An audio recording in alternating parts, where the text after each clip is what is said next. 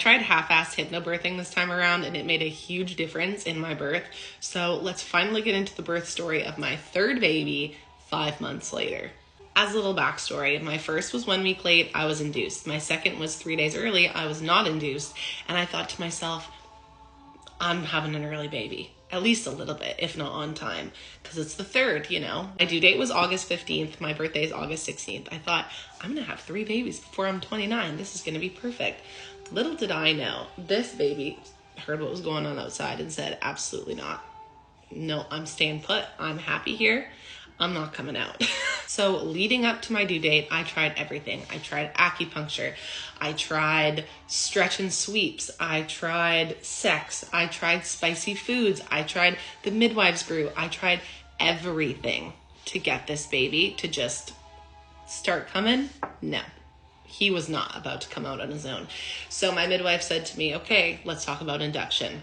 I said, I don't want to be induced, but if we reach 41 weeks, I'm open to it, because at that point, you know, risks and blah, blah, blah. Okay, we'll schedule you for an induction appointment at 41 weeks. 41 weeks comes. I'm dying. As I was getting checked in, the girl says to me, okay, so you're here for an induction? I said, yes. And I said, is there a chance we can just skip to Pitocin? Because I don't want to do Cervidil. Cervidil could take days. We're here.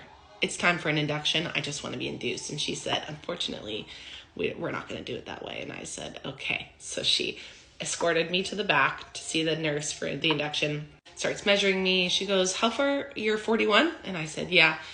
She goes, let me measure you again. She measures me again. She goes, I don't want to worry you, but you're measuring 49 weeks.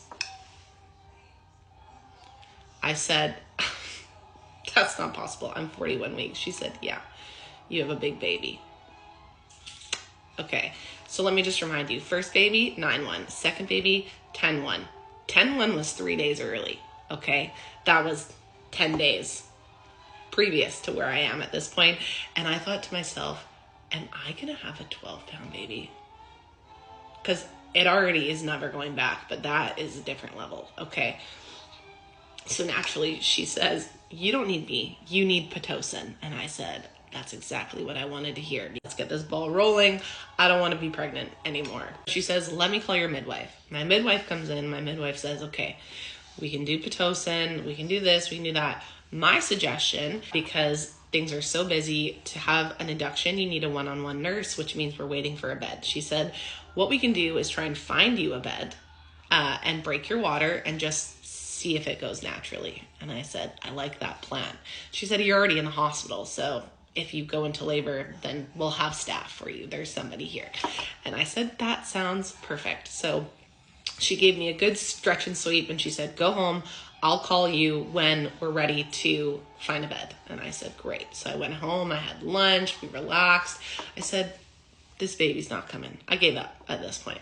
And around 9:30 p.m., 10 p.m., something like that, I started to feel contractions, and I said, it's happening.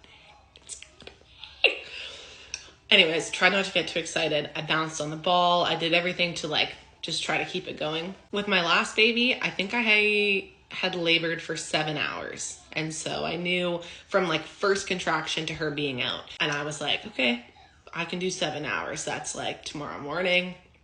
So I say to my husband, let's try to get some sleep. So we lay down, and immediately I'm just kind of no, I can feel things are starting to progress. And I was already 2 centimeters before this all happened. So I was like, for sure, I'm going to progress, and then this is going to be good. At this point, I had previously heard a lot about hypnobirthing. Everything that I found doesn't tell you what it is unless you buy a course, and you have to go through I was like, 1, I don't have time for a course. I have 2 toddlers. 2, I don't really want to pay for a course if it's not going to make a difference for me.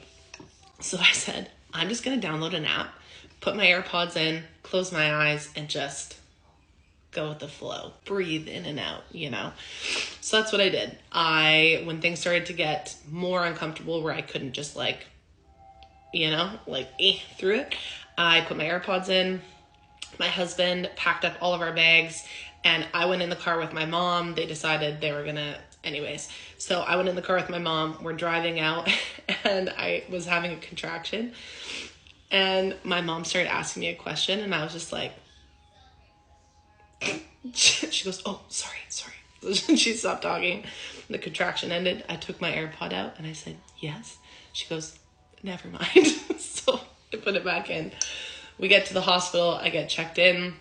I said, yeah, I was here earlier, the whole thing. Anyways, then I go to triage. They check me and I'm only 3 centimeters. 2.5, I think she said. And I was like, okay. She says, go walk around for an hour. Come back. You'll probably be more progressed. So same thing, had my AirPods in. I walked around that hospital. Thankfully, I know the layout of where the maternity ward is. It's basically like an L.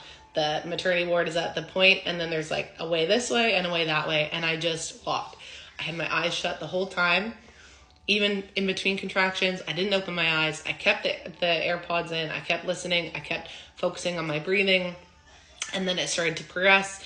I said to my husband, every time that I got a contraction, I just like, and he would come over and do counter pressure. And he would come and ask me questions and I would like keep my eyes shut and just like, yes. It was, anyways, I just tried to focus on what I was doing and focus on breathing. I get in, it's been an hour, we walk around, I go into triage again and they check me and she goes, oh, yep, you're ready. It's good. You can come on in. So casual. She goes, we're going to get you a room. I was like, okay, great. So I get in and she says, do you want an epidural? I said, yes, I do.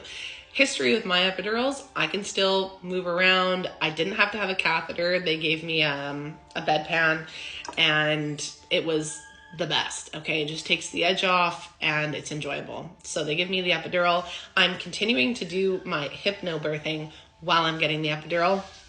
And it made it so much more bearable to be in that position during contractions. So I go through it and my mom is like, wait, this is it? And now we're just chilling. She's passing out banana bread to everybody. We're just having a good time.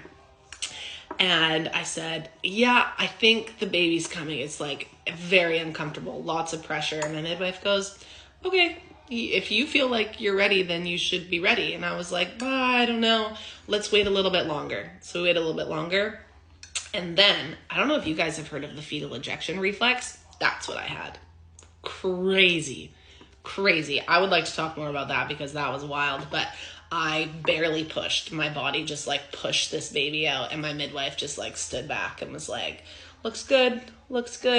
And then a baby came out. And it was a boy, and it was so exciting. And about 30 minutes later, I was up, maybe an hour up. I was in the shower. I said to my husband, hey, you want to see this crazy blood clot?